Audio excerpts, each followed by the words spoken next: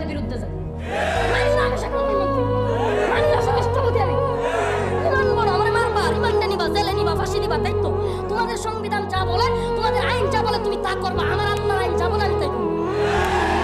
ফিরাউন বলতো মুসা হক কথা বলতে পারবা না, কোরআনের কথা বলতে পারবা না। মুসার সময় কোরআন ছিল না, তাওরাত ছিল।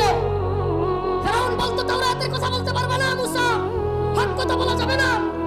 নমরুদ বলতো ইব্রাহিম হক কথা বলতে পারবা না, ইব্রাহিমের জন্ম ঠেকায় দিতে চেয়েছিল নমরুদ। ফিরাউন মুসা আলাইহিস সালামের জন্ম ঠেকায় দিতে চেয়েছিল।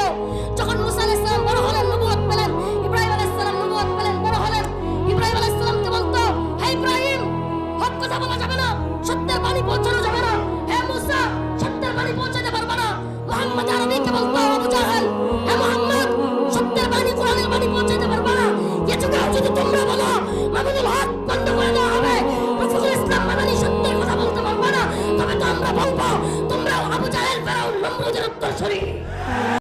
এক মিজানুর রহমান আজারি সাহেব যে স্টাইলিশ করে, যে সুন্দরভাবে ইংলিশ বলে, যে স্মার্টলি বলে, এরকম একটা বক্তব্য দেওয়ার মতো জেনারেল শিক্ষিত পার্সন বাংলাদেশে আদৌ পাওয়া যাবে কিনা সন্দেহ আছে। হ্যাঁ, বদমাইশের দল।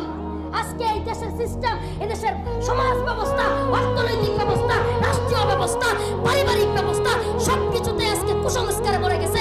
সবকিছুতে বেহায়া পড়া, দুর্নীতি, সুদখোর, মদখোর, জিনাখোর, দর্শকে ভরে গেছে। জেলখানার ভিতরেও খারাপ অবস্থা। শুনেন, সারা দুনিয়াতে খারাপ কাজ করলে জেলে নিয়ে ঢুকে, খারাপ কাজ জেলে করলে কই ঢুকে? কি এক দেশে বাস করি রে বাবা, কি এক দেশে বাস করি। আমরা গাজীপুরে অন্যায় করলে কাশিমপুরে নিব, কিন্তু কাশিমপুরে যদি আকাম করেন নিবে কই? আমি তো চিন্তা করতেছি, আরে নিবে কই?